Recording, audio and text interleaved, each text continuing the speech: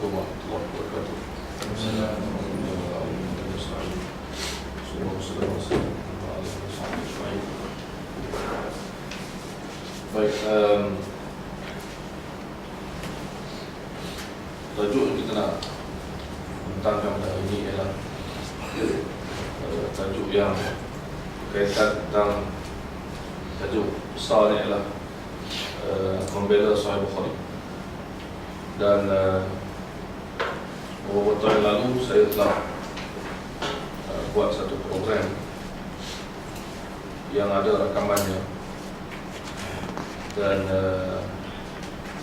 tentang program tentang membela Sahih Bukhari itu saya anggap yang pertama lah, bahagian pertama.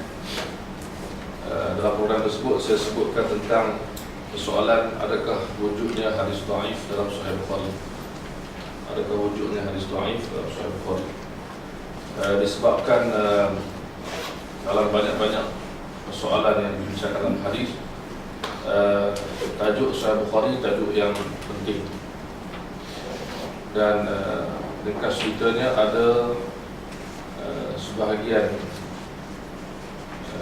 di Malaysia ini dan juga di luar negara dan juga sebelum ini yang menyebutkan tentang wujudnya hadis dhaif dalam Sahih Bukhari. Itu dia persoalan, adakah wujud atau tidak.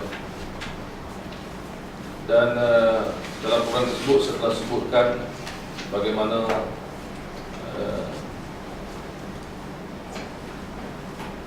kita ingin memahami Sahih Bukhari yang disusun oleh Imam Bukhari. Dan saya sebutkan bahawa terdapat hadis-hadis yang nampak macam dhaif secara zahirnya dan dalam Sahih Bukhari dan dinilai oleh para ulama. Dan di antara hadis-hadis itu ialah hadis yang memang Imam Al-Bukhari sendiri sebutkan sebagai dhaif. Beliau nyatakan dalam kitab. Kalau ada sekali disebutkan hari ini juga. Dan disebutkan juga dalam program tersebut, seingat saya, bagaimana para ulama tidak mudah untuk mempertikaikan Sahih Bukhari, sebagaimana sebahagian orang begitu mudah untuk menyebut adanya dhaif dalam Sahih Bukhari. Maka cara ulama lain, tapi cara orang yang berfikir menggunakan akal dan menolak menggunakan kaedah-kaedah yang bukan kaedah ulama, itu memang pun ada dan mudah bagi mereka. Sebagai contoh, masih ada di kalangan umat Islam hari ini yang menolak hadis Sahih Bukhari atau Muslim dengan akal semata-mata, ataupun dengan dakwaan kononnya hadis tersebut bercanggah dengan Al-Quran dan sebagainya. Dan tulisan-tulisan dikarang dan buku-buku pun ditulis, dan sebahagiannya dengan besar datang dengan cara yang bukan kita istilahkan sebagai kaedah kajian ulama hadis. Jadi di peringkat awalnya saya nak sebutkan bahawa kita menyambung program ini kerana ingin membela Sahih Imam Bukhari, Sahih Bukhari, seperti para ulama sepanjang zaman membela kitab ini. Dan kita nak lihat ada tak di sana kritikan ilmiah dan bagaimana kritikan itu dibuat terhadap kitab seperti Sahih Bukhari. Maka kita belajar cara ulama mengkritik ulama, cara ulama hadis mengkritik ulama hadis. Bukan sesiapa sahaja boleh mengkritik sesiapa sahaja, ini tak. Jadi kita nak letakkan semuanya pada tempatnya. Pertama saya nak sebutkan bahawa sepanjang zaman umat Islam, khususnya para ulama, menerima Sahih Bukhari sebagai kitab yang sahih, disepakati oleh ulama. Dan sebagian ulama menyebutkan bahawa ijma', kesepakatan menerima Sahih Bukhari dan Muslim sebagai kitab yang sahih. Dan ini kita boleh jumpa dalam buku-buku mustalah hadis atau sejarah hadis. Dan dalam masa yang sama saya juga nak sebutkan benda yang kedua, iaitu ada ulama yang mengkritik hadis-hadis dalam Sahih Bukhari dan Muslim. Wujud, ada. Dia kritikan itu ada. Dan sebagai ulama seperti Ibn Salah dalam kitab Al-Muqaddimah ataupun Ma'rifat Anwa' Ilmu Hadis menyebut bahawa hampir keseluruhan Sahih Bukhari dan Muslim itu diterima sebagai kesepakatan, diterima, sepakat, ijma', kecuali beberapa hadis yang dibincangkan. Bukan maksud dia semua ulama terima semua hadis kecuali sikit ni ulama tolak, bukan, ulama bincangkan. Okey, dibincangkan. Jadi kesepakatan dan ijma' tentang kesahihan Sahih Bukhari dan Muslim ni memang zaman berzaman. Dan dalam masa yang sama, ulama tidak menafikan dan tidak melarang kalau ada sesiapa nak mengkaji balik beberapa sudut dalam Sahih Bukhari dengan syarat-syarat yang kita akan sebutkan nanti. Mana ulama tidak, ulama hadis pada zaman tidak bersikap memaksumkan Bukhari. Ini penting. Dan mereka juga tidak meletakkan Bukhari pada tempat yang rendah, mereka letak pada tempat yang tinggi. Bermakna untuk mengkritik Sahih Bukhari perlukan kemampuan yang tinggi, kerana dia di tempat yang tinggi. Tetapi untuk menghalang orang untuk mengkritik, itu ulama tak buat. Masalah sekarang ni adalah ulama ajar kita hormat kajian itu, dia menghormati dan menghormati penulis dan mengkaji dengan adil. Malangnya sebahagian di Malaysia ataupun di tempat-tempat yang lain, mereka ingin mengkaji Sahih Bukhari tanpa persediaan, tanpa kemampuan ataupun dengan akal fikiran, dan nak menolak kajian ke arah menolak. Bila kita pertahankan, maka jawapan mereka ialah Bukhari tak maksud, Sahih Bukhari tak perfect, Bukhari tak maksud, Sahih Bukhari bukan Quran dan sebagainya. Jadi ini dua benda yang berbeza, salah. Letak campur adukkan dua benda yang berbeza. Ini mula-mula saya nak sebut dulu. Iaitu pertama, ulama meletakkan tempat yang tinggi Sahih Bukhari kerana dia dilahirkan dan disusun oleh seorang imam yang hebat di zaman yang hebat, disahkan oleh ulama-ulama yang hebat, dan buku itu sendiri menjadi bahan bacaan dan kajian, pengajian para ulama. Mereka tahu ini terbaik, Sahih Bukhari terbaik bagi mereka yang mengkaji sepanjang zaman. Dan dalam masa yang sama, ulama tidak menyekat orang nak mengkritik Sahih Bukhari asalkan dengan cara yang betul. Bermakna ulama tak pernah kata maksud kepada Imam Bukhari. Ulama tak pernah kata maksum kepada Imam Bukhari, dan ulama hadis juga tidak pernah kata Sahih Bukhari ini tak boleh dikritik. Tak. Itu satu. Kita nak seimbangkan balik pemikiran. Yang kedua, ada orang berkata kalau kita larang orang kritik Sahih Bukhari, bermakna kita menganggap Sahih Bukhari seperti Quran. Tidak. Ini satu lagi salah faham yang nak menghalalkan sebarang kritikan terhadap Sahih Bukhari.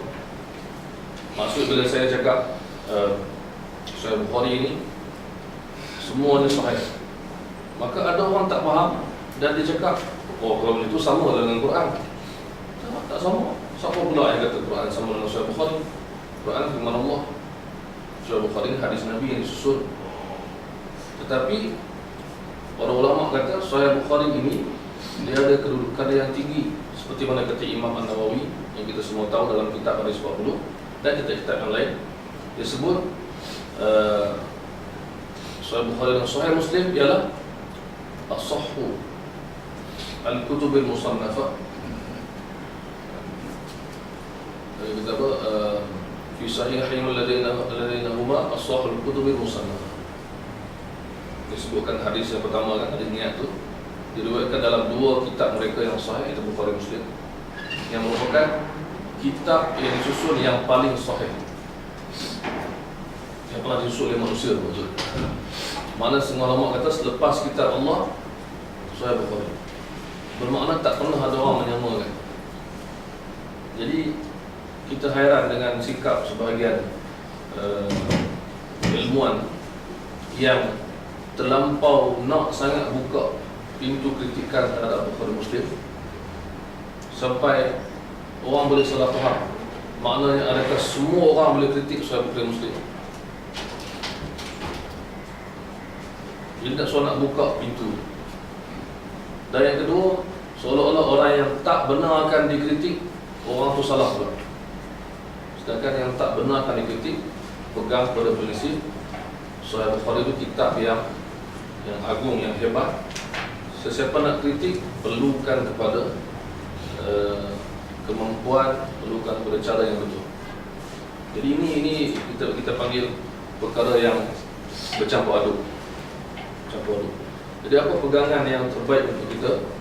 Wallahu a'lam, yang terbaik menurut saya, yang saya ambil daripada kitab-kitab para ulama mustalah hadis ialah mengakui bahawa Sahih Bukhari adalah kitab hadis yang paling sahih yang pernah ditulis oleh seorang manusia atau seorang muhaddis, tanpa mengetepikan bahawa adanya ulama yang mengkritik kitab tersebut, tanpa menafikan. Dan hari ini, program hari ini ialah nak membuktikan bahawa ada ulama kritik Sahih Bukhari dengan cara yang betul. Dengan cara yang betul, iaitu Imam Ad-Daraqutni, seorang muhaddis kurun keempat yang dianggap sebagai Bukhari di zaman dia. Dia Bukhari di zaman dia. Kehebatan Ad-Daraqutni memang tak dapat dinafikan. Di zaman dia, dialah antara ulama yang paling hebat dalam berbagai bidang, termasuk qiraat, termasuk semua, termasuk hadis terutamanya. Dan dalam masa yang sama, saya juga nak ketengahkan satu lagi masalah. Tadi kita sebut sedikit tentang ada orang kata boleh kritik, semua orang boleh kritik. Kita tak setuju. Ada orang kata tak boleh langsung, jangan tu kita tak setuju, sebab ia telah dikritik oleh ulama. Kita nak seimbang.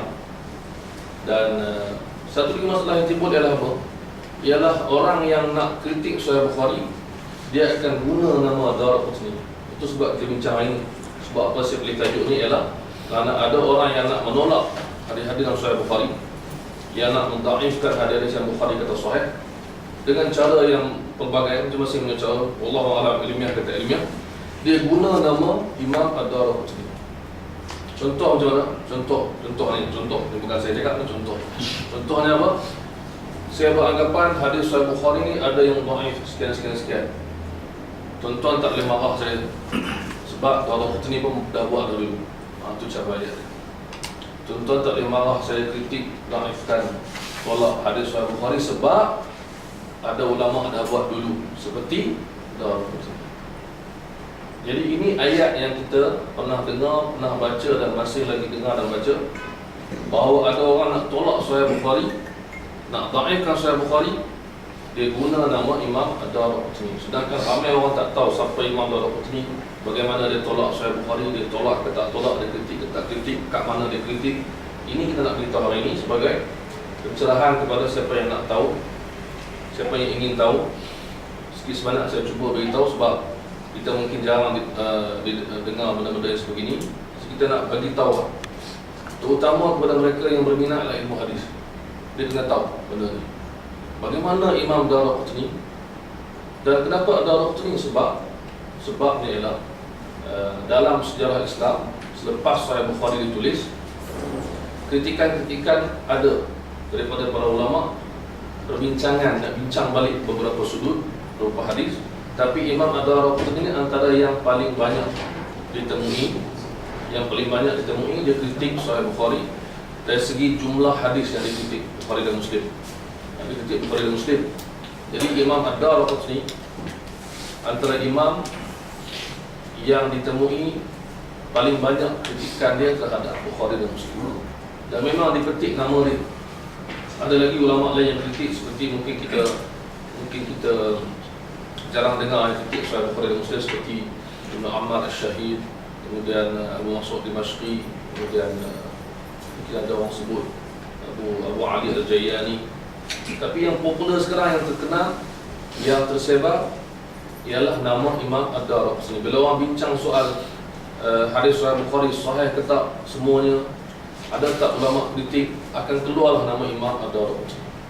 Dan memang sebagian orang guna nama dia untuk, kita kata apa ayat, untuk membolehkan, membenarkan, menghalalkan diri dia kritik Bukhari. Dia guna nama Ad-Daraqutni. Maksudnya tuan-tuan, jangan marah kepada sesiapa yang nak kritik Sahih Bukhari, sebab kalau marah, tuan-tuan kena marah juga pada Imam Ad-Daraqutni. So cara dia begitu, digunakan nama. Sampaikan tak tahu siapa pun boleh kritik, sebab guna Imam Ad-Daraqutni punya nama. Jadi kita nak cerita hari ini dengan cara adil, supaya tak ada orang kata apa, kita tak ada lagi dianggap sebagai orang yang nak pertahankan Sahih Bukhari sampai tak nak mengaku wujudnya kritikan Imam Ad-Daraqutni. So apa kita nak buat pada hari ini? Kalau siapa yang boleh ikuti, dia ikuti sampai habis. Benda yang kita bincang ni mungkin agak mendalam bagi sebagian orang, tapi pada saya tak semua boleh faham. Kita tak bincang mendalam sebab saya pun bukan pakar dalam bidang ni, nak cerita sampai mendalam. Saya cuma nak cerita bagaimana ia berlaku secara umum. Bagaimanakah kajian Imam Ad-Daraqutni terhadap Sahih Bukhari dibuat. Itu cerita dia. Jadi pertama sekali ialah kita kenal siapa Imam Ad-Daraqutni. Dia boleh baca Daraqutni ataupun Daraqutni, Ra dengan matikan. So, yang paling famous adalah Dara. Dan sebagai orang salah tulis Daru, dia Daraqutni, Ra tu dari atas. Dan ada sebahagian dah dapatkan apa ringkasan biodata Imam Ad-Daraqutni. Ini disusun oleh seorang sahabat kita. Dan kalau ada kesilapan type dan sebagainya boleh betulkan. Jadi imam ni imam yang terkenal, semua orang di zaman dia kenal. Dia ni muhaddis besar, terkenal, dan kehebatan ilmu dia sejak kecil lagi, seperti Imam Bukhari, sejak muda lagi. Dan dia pernah dihalang masuk ke kelas tertentu sebab orang anggap dia muda sangat. Dan kemudian hafazan dia cukup mengagumkan, menyerupai hafazan imam-imam di kurun sebelum dia. Dan pernah Imam Ad-Daraqutni dengar hadis sambil salin kitab hadis lain. Dan ada orang tegur dia, "Kau tak patut buat macam ni, kau sedang belajar hadis atau guru ni, sebenarnya kau boleh salin hadis dan kitab yang lain." Maka dia ulang balik hafazan dia, semua hadis yang dia dengar. Dia boleh buat multitask, dia boleh buat banyak. Dia dengar dan dia salin, dia hafal. Dan pernah orang tanya kepada murid dia, bagaimana Imam Ad-Daraqutni buat kitab ilal. Dia ada beberapa kitab, dan ternyata kitab kita nak bincangkan hari ini, nama kitab itu adalah At-Tatabbu'. Tapi kita nak beritahu juga, Imam Ad-Daraqutni satu masa murid dia ditanya, Al-Barqani, yang murid dia ditanya, bagaimana guru kamu Ad-Daraqutni buat kitab ilal. Kitab ilal ni kitab tentang perincian sanad-sanad hadis, mana yang tepat, mana yang salah, yang terperinci, yang tersembunyi, yang susah nak jumpa. Ini ilmu ilal. Dia ada kitab ilal Ad-Daraqutni yang banyak jilid. Kemudian kitab tu banyak jilid dan kitab tu susah, dengan rawinya, dengan perselisihannya, cabang sanadnya. Orang ajaib dengan kitab tu, takjub. Maka orang tanya, saya rasa Khatib Al-Baghdadi tanya kepada muridnya Al-Barqani, kepada gurunya Al-Barqani. Al-Barqani adalah murid Daraqutni. Dia tanya bagaimana Imam Daraqutni dulu buat kitab ilal. Maka Barqani kata, aku yang soal, Imam jawab. Hafazan maksudnya. Jadi Imam Daraqutni dia memang sentiasa merajaah ilmu dia. Kemudian bila dia jumpa murid dia tanya, apa pandangan imam tentang hadis ni? Maka dia bercakap, saling Hadis ni ialah riwayat daripada ni semua disalin. Maka jadi tebal dan banyak dan bercabang dan mengagumkan. Maka Khatib kata, dan juga Imam lepas tu Al-Zahabi pun kagum dengan hafazan Ad-Daraqutni.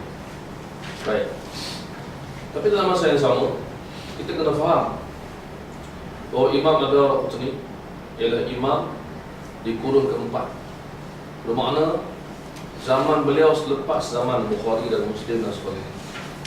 Di zaman Bukhari dan Muslim dan sebelumnya memang ramai ulama yang macam dia, hafiz, imam yang hebat yang macam dia. Sebab tu dia dianggap yang paling alim di zaman dia. Maka kalau nak dibandingkan dia dengan Bukhari secara umum, Bukhari lebih. Itu ulama tegaskan. Secara umumnya, para ulama menyebutkan bahawa Al-Bukhari dan Muslim dan ulama sebelum dia, itu di kurun sebelum dia, lebih alim. Dan ini diakui oleh Imam Daraqutni sendiri ketika menyebut tentang Imam Muhammad bin Yahya Az-Zuhli yang merupakan sezaman dengan Bukhari dan guru Bukhari juga. Bila dia memuji kitab Ilal Hadis Az-Zuhri, Ilal Hadis Az-Zuhri, karya Imam Muhammad bin Yahya Az-Zuhli. Imam tu nama Az-Zuhli. Dia karang tentang perincian hadis Az-Zuhri, Imam lain, Imam Tabi'in. Maka kata Daraqutni, kalau nak tahu beza ilmu kita zaman dia dengan ilmu mereka zaman Az-Zuhli, Bukhari, lihatlah kitab tersebut. Dan kitab tu tak ditemui lagi sampai hari ini, tak, maksudnya tak dicetak lagi berarti ada zaman yang tersebut. Imam Daraqutni dia kata, lihatlah ilmu mereka berbanding ilmu kita. Mana kita faham bahawa jangan kalau kita sebut kehebatan imam-imam di kurun kebelakangan, kita lupa kehebatan imam-imam yang terdahulu. Nah, itu cerita. Jadi katalah daripada sudut ni, bila Imam Ad-Daraqutni kritik Sahih Bukhari, kita dah boleh jawab secara umum. Secara umum dia apa? Al-Bukhari lebih hebat daripada Ad-Daraqutni. Walaupun ada orang tak suka cara ni, tapi saya nak sebutkan sebahagian daripada jawapan yang ulama sebutkan. Seperti Imam Ibn Hajar Al-Asqalani sebutkan, dan saya sebutkan, Imam Ibn Hajar sebutkan benda ni. Bila kita beli kitab Sahih Bukhari, muqaddimah dia tu, Imam Ibn Hajar khususkan untuk biodata Bukhari dan sebagainya, dan manhaj dan susunan dan sebagainya, satu bab yang ke-8 dalam muqaddimah Sahih Bukhari dan muqaddimah Fathul Bari, kitab Imam Ibn Hajar, disebutkan jawapan terhadap kritikan Ad-Daraqutni terhadap hadis-hadis Sahih Bukhari. Dan di awal disebutkan bahawa secara umumnya Al-Bukhari lebih alim daripada imam-imam selepas dia. Secara umum kita boleh cakap benda tu. Kita tak perlu, bukan tak perlu marah-marah. Kita tak boleh cakap sama. Dia tak sama. Kita kata ya, Ad-Daraqutni imam yang hebat di zaman dia. Tapi dengan Al-Bukhari, bagi ulama yang mengkaji biodata keduanya akan faham bahawa Bukhari lebih hebat. Jadi setengah orang tak mau benda ni kan, jadi umum sangat. Okeylah, kita beri perincian lah. Tak nak jawapan tu, kita beri jawapan lain. Jadi apa yang Imam Daraqutni buat? Kritikan dia apa? Sahih Bukhari ni kitab yang sebab dia dah hebat, betul-betul kita tahu dia hebat sungguh dalam bidang hadis. Dan kitab-kitab dia yang kita boleh dapatkan antaranya ialah kitab Sunan Daraqutni. Siapa boleh beli kitab Sunan Daraqutni, tengok macam mana perincian yang begitu teliti dibuat oleh Imam Ad-Daraqutni. Sunan Daraqutni ni kitab lain. Tadi yang Ilal, kemudian Sunan. Sunan ini kalau kita buka awal kitab, kita akan jumpa hadis air dua pelah. Kita al-ma'u qullatain. Hadis air dua pelah. Imam Ad-Daraqutni bincang sepanjang-panjangnya dengan segala sanadnya, dengan segala matan, dengan segala perbezaannya dan sebagainya. Akhirnya dia beritahu hari itu sahih. Dia bincang, kita baca bila nak habis. Bila kita buka hadis dua pola. Lagi ada riwayat lain pula, 3 ke 4 pola, kalau ada benda yang berkaitan, yang rawi lepas tu rawi, lepas tu hadis lepas tu rawi. Kita buka, akhirnya kita dapati dia macam tu cara dia bincang. Ketelitian dia, bukan dibincang untuk menolak. Kadang-kadang so kita akan bagi bukti. sekadar yang saya mampu, bahawa perbincangan Imam Daraqutni lebih luas. Bukan kita boleh sebut Daraqutni tolak Bukhari, tak. Daraqutni dhaifkan Sahih Bukhari, tak. Tapi lebih kepada ayat yang sesuai dalam bahasa Arab ialah dia bincangkan ilal ataupun illah dalam Sahih Bukhari dan Muslim, atau bahasa kita ialah kritikan terhadap perincian sanad dalam Sahih Bukhari dan sebagainya. Jadi kritikan ni lebih luas daripada menolak atau mendhaifkan. Jadi sehebat Imam Daraqutni, dia kaji macam-macam, dia buat kitab macam-macam, dia ambil keputusan untuk kaji dua kitab yang paling hebat dalam hadis, iaitu kitab Sahih Bukhari dan Sahih Muslim. Maka dia buatlah kitab yang berkaitan, antaranya ialah dua kitab, iaitu Al-Ilzamat dan kitab At-Tatabbu'. Maka Al-Ilzamat, Al-Ilzamat ialah satu kitab yang fokus dia ialah dia mencari sanad-sanad yang pada dia setaraf dengan sanad-sanad dalam Sahih Bukhari dan Muslim. Dia cari hadis-hadis atau sanad-sanad yang tak dimasukkan oleh Sahih Bukhari dan Sahih Muslim dalam kitab mereka. Imam Bukhari tak masukkan, tapi setaraf. Maka dia letakkan setempat, dia kata ini pun sahih, sepatutnya ada dalam Sahih Bukhari dan Muslim. Itu maksudnya. Itu ilzamat. Ilzam maksudnya. Dan kitab yang dikritik Sahih Bukhari yang ramai orang sebut sebagai dia pun tolak Bukhari adalah kitab satu lagi, iaitu kitab nama dia At-Tatabbu'. At-Tatabbu' ni buku yang Imam Daraqutni susun untuk menilai ilal, kita sebut jadi maksud ilal dalam Sahih Bukhari dan Muslim. Okey, so dia kita nak sebutkan ni ialah kitab At-Tatabbu'. At-Tatabbu' ni ialah kitab Imam Daraqutni. Ini kitab Imam Daraqutni kita nak bincang pada hari ini. So sekarang ni ada orang sebut kitab ni lah, inilah kitab ni lah Imam Daraqutni tolak Sahih Bukhari. Ya, inilah cerita dia. Jadi sedangkan pada hakikatnya orang tersebut mungkin tak baca kitab ni, tak pernah tengok kitab ni, tak pernah jumpa, tak pernah dengar, ataupun tak pernah jumpa, tak pernah baca, dan tak pernah tengok bagaimana setiap hadis dikaji oleh Imam Ad-Daraqutni. Di sini nampak tak adilnya buat statement, buat kenyataan bahawa saya kritik Bukhari tak pelik sebab Daraqutni dah pun kritik Bukhari. Ataupun ayat lebih jelas lagi, saya tolak hadis Bukhari pun tak apa sebab dah ada orang tolak hadis Bukhari, siapa? Daraqutni. Jadi ramai orang tak tahu di mana yang dikatakan macam tu. Jawapan ialah antaranya yang jelas, yang luas, yang banyak dalam kitab At-Tatabbu'. Dan dia telah pun dicetak dan boleh download dan boleh cari, dicetak. Dan di antara tahqiq yang ada sekarang, tahqiq Syekh Muqbil Al-Wadi'i, itu dari Yaman. Ini memang dia buat kajian masa kitab tu, dan wallahualam mungkin ada orang lain dah buat kajian, saya tak pasti, tapi dia lah yang mengkaji dan dia cetak bersama. Ilzamat dengan Tatabbu' dia cetak bersama. Bermakna kitab tu boleh ditemui, boleh dibaca, boleh dikaji. Jadi sekarang kita nak tengok kitab tu. Jadi Imam Ad-Daraqutni dia kaji kitab ini, kitab Sahih Bukhari dan Muslim. Ini dua-dua, bukan Bukhari saja, dan Muslim. Dan dia letakkan komentar dalam tu, dan mengikut cetakan yang dicetak oleh Syekh Muqbil, yang cetakan Tatabbu' yang ada sekarang ni, dalam tu ada lebih kurang 218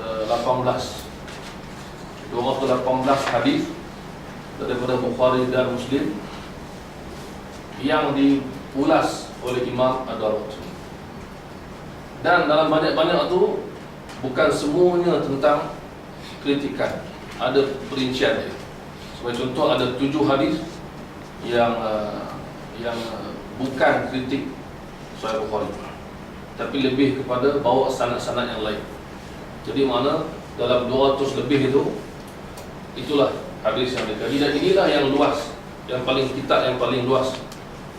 Kalau ulama lain sebelum dia atau selepas dia kritik, tak banyak macam tu. Baik. Kemudian kita sebutkan tadi bahawa baik, saya nak pindah kepada tajuk. Kita dah beritahu baik atas tabung. Dan satu lagi kitab yang kita sebutkan tadi adalah kitab Ilal. Juga ada perbincangan tentang hadis-hadis Sahih Bukhari dan Muslim. Jadi bila pengkaji kaji kitab tatabuk ni, mereka akan buat perbandingan. Kalau sini kata apa dalam kitab ni, dia kata apa dalam kitab Ilal dan sebagainya. Baik. Jadi saya nak ulang sekali lagi bahawa ini tidak menafikan bahawa kata-kata imam-imam lain yang mengatakan bahawa semua ulama dan umat Islam yang berilmu terima Sahih Bukhari dan Muslim tanpa kritikan, tak menafikan. Sebabnya apa? Sebab imam-imam hadis dah sebut bahawa keseluruhannya kitab ini diterima. Ada sedikit kritikan pada sebahagian kecil, itu tak menjejaskan ijma' tadi. Jadi jangan pula orang cakap, macam kita sebut di awal tadi lah, jangan pula orang cakap, jangan dia kata dia guna ijma' maka tak boleh kritik. Dia guna ijma' dengan imam Darul Qutni pun kena sekali, kan? Sedangkan imam ni imam, kan? Maka imam Darul Qutni mengetahui bahawa Sahih Bukhari dan Muslim diterima oleh umat. Disebutkan begitu kan, diterima oleh umat semuanya.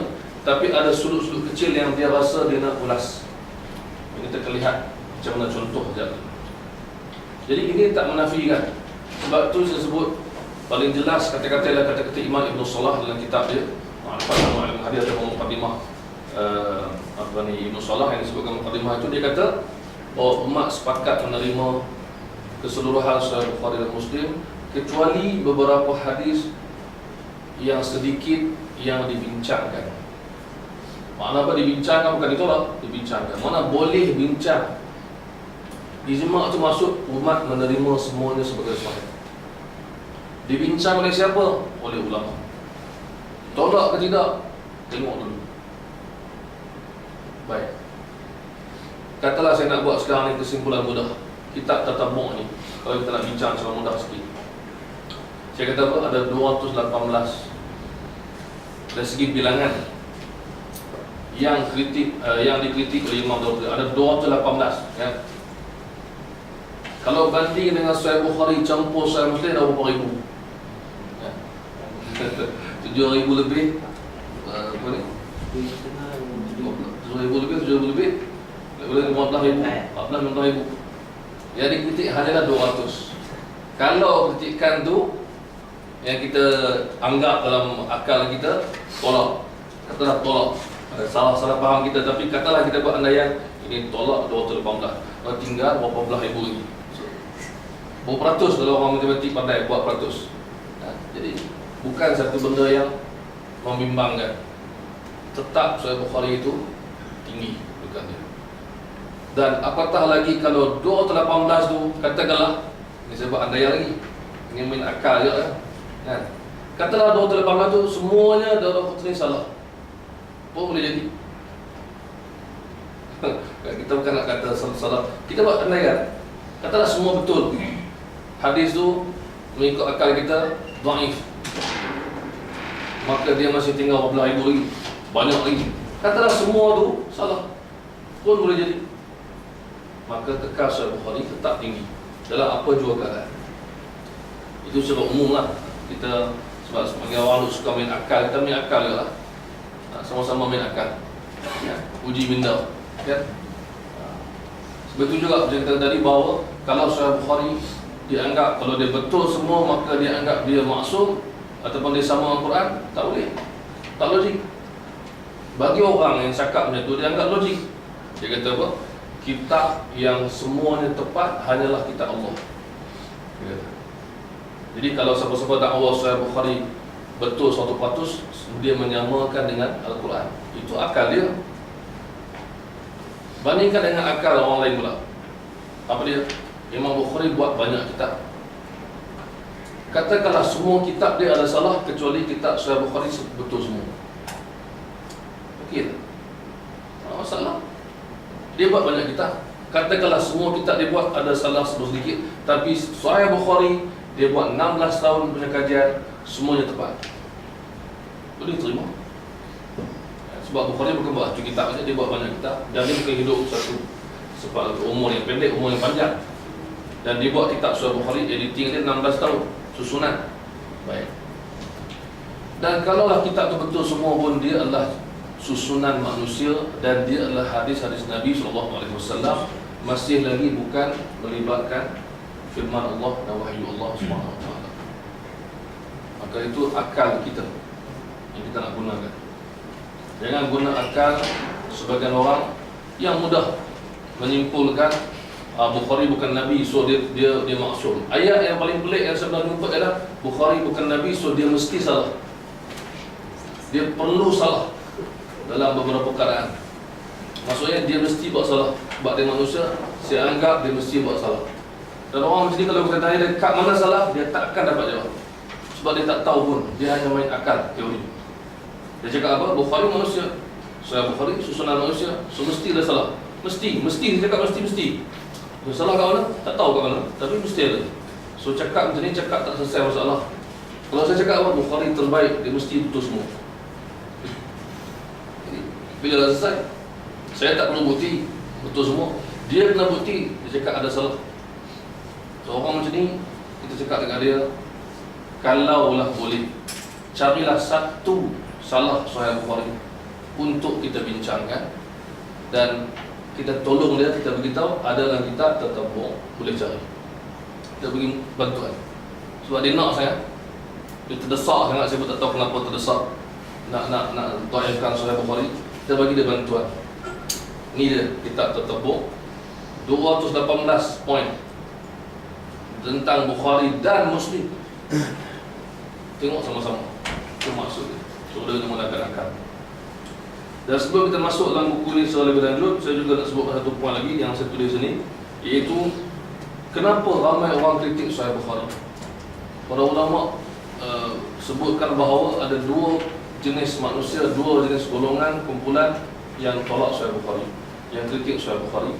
Pertama daripada kalangan ulama yang mengkritik kerana ilmu, bukan untuk merendah-rendahkan Bukhari dan menolak hadis Nabi, tak, untuk ilmu. Nak bincang secara detail ilmu hadis ni. Maka kalaulah Imam Al-Bukhari ada benda yang boleh kita bincangkan dan kita kritik untuk dasar ilmu, untuk asas ilmu, dipersilakan. Ini ulama buat. Dan mungkin di kalangan ulama buat itu, dia jumpa ada hadis yang dianggap dhaif dalam Sahih Bukhari, mungkin. Maka dia memberitahu dengan niat yang baik, bukan untuk menjatuhkan Sahih Bukhari dan menghilangkan kepercayaan atau siqah umat kepada Sahih Bukhari. Itu golongan pertama. Sepanjang zaman ada, alhamdulillah. Yang kedua, ini yang bermasalah, yang menolak Sahih Bukhari dengan tujuan menjatuhkan kedudukannya dan juga dengan tujuan untuk menunjukkan Bukhari ini silap. Dan kebiasaannya golongan kedua ini adalah golongan yang bukan dalam bidang ilmu hadis ataupun yang menggunakan kaedah selain kaedah ilmu hadis, iaitu akal, sangkaan, dakwaan bahawa adanya percanggahan, akal semata-mata, dan menafikan tak mungkin, takkanlah, ini akal semata-mata. Jadi dua golongan ini kita kena jaga. Bila kita jumpa orang yang kritik Sahih Bukhari, kita kena tengok adakah dia golongan yang mana satu, yang pertama atau yang kedua. Sebab kita kena adil. Kalau kita jumpa orang yang contoh ada buku dia cetak di Arab, dia buat buku tajuk dia Jinayatul Bukhari, Jinayah Imam Bukhari, ada dia cetak, kita tengok tajuk kita dah tahu. Ada yang buat buku, dalam buku dia letak tajuk dongeng usturah. Dia ingat Imam Bukhari ni buat hadis dongeng. Ini kita nampak lah, jelas. Ada yang tulis artikel dalam majalah di Mesir, dia tulis artikel kesalahan 1000 tahun telah dibetulkan. Kita fahamlah ayat ni. Ayat ni nampak macam dah beri panduan. Bila kita baca, dan saya menasihatkan kita baca, kalau kita Orang kata apa, nak tahu kita baca. Bagaimana orang-orang yang sebegini tolak Sahih Bukhari tanpa kaedah yang benar, yang betul. Ada yang buat artikel dan ada yang tulis sebagainya mengatakan bahawa Sahih Bukhari, ada yang tulis apa lagi, dia kata begitulah, umat tertipu dengan Sahih Bukhari buat silap atau apa orang kata apa, ulama yang reka bahawa Bukhari sahih semua. Jadi benda nampak macam tak ilmiah. Tapi saya nasihatkan baca juga. Sebagai contoh dalam kita semua tahu, selalu disoal kepada ulama yang terkenal tentang hadis-hadis palsu dalam Bukhari. Tapi yang menyoal tu bukan alim, maka dia campur adukkan soalan dia. Pernah berlaku pada Dr. Yusuf Al-Qaradawi dalam fatwa Muhasirah dia. Orang tanya soalan pasal hadis-hadis palsu dalam hadis-hadis pelik dalam Sahih Bukhari. Maka Dr. Yusuf Al-Qaradawi jawab, hadis yang pelik tu tak ada pun dalam Sahih Bukhari. Dia ingat orang tak tahu. Dia ingat Dr. Yusuf Al-Qaradawi tak baca hadis ke? Dia ingat ulama tak baca kitab ke? Dia ingat ulama tak khatam kitab ke? Ada orang dakwa hadis 1, 2, 3, 4, 5, tengok ni semua pelik, semua ada dalam Bukhari. Dia boleh dakwa. Tapi orang yang alim, yang hafal Sahih Bukhari ada. Orang yang sentiasa baca sampai seolah-olah hafal ada. Orang yang boleh detect lebih laju daripada Google, komputer ada, kan? Jadi Alhamdulillah umat kita terpelihara. Tapi akan ada cubaan demi cubaan. Kenapa soalan ini? Kerana Sahih Bukhari inilah yang tertinggi. Sebab tadi, sebab ijma' ulama dia yang tertinggi. Nak jatuhkan yang bawah tak payah, jatuhkan yang tinggi. Itu maksud, itu target. Sebab itu orientalis target siapa? Target Sahih Bukhari dan Muslim. Walaupun dia tahu dalam kitab Sunan Ibnu Majah contohnya ada hadis yang boleh dibincangkan, boleh ditaifkan, dia tak pergi Ibnu Majah, dia pergi Sahih Bukhari Muslim. Dalam kalangan sahabat, siapa yang dia target? Abu Hurairah, sebab paling banyak hafal. Dia tak target sahabat yang tak dikenali, dia target Abu Hurairah. Kemudian dalam kalangan tabi'in, dia target sahabat Ibnu Syihab Az-Zuhri, sebab dia itulah yang besar dalam bidang hadis. Jatuhkan orang lain tak dikenali, jatuhkan Ibnu Syihab Az-Zuhri, besar bagi seorang intihadi ataupun orientalis. Sebab tu dibincangkan sejak zaman dulu lagi. Nama-nama ni Bukhari, Abu Hurairah, Az-Zuhri dibincangkan untuk menjatuhkan. So kita kena hati-hati. Itu yang saya nak tambah sebelum kita masuk kitab. Baik, kita akan terbong kitab ni. Kitab ni Imam Ad-Daraqutni sebut di awal kitab ni muqaddimah yang paling ringkas. Dan daripada muqaddimah yang ringkas itulah kita faham apa dia nak buat. So kita baca dan kita tengok satu persatu. Ibtida'u dzikri ahaditha ma'lulatin ishtamala 'alaiha kitab al-Bukhari wa Muslim. Dia kata permulaan untuk menyebut.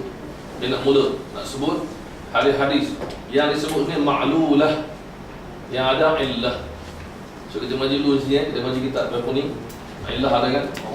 Wa bi'illatin ghumudin aw khafa. Kan? Maksudnya ada illah yang tersembunyi, yang susah nak ditemui. Illah ni ulama bincang panjang. Para ulama mengatakan illah ni ialah sebarang kekurangan atau kecacatan dalam sanad atau riwayat hadis yang sukar ditemui. So kedaifan ni ada dua, kedaifan yang jelas,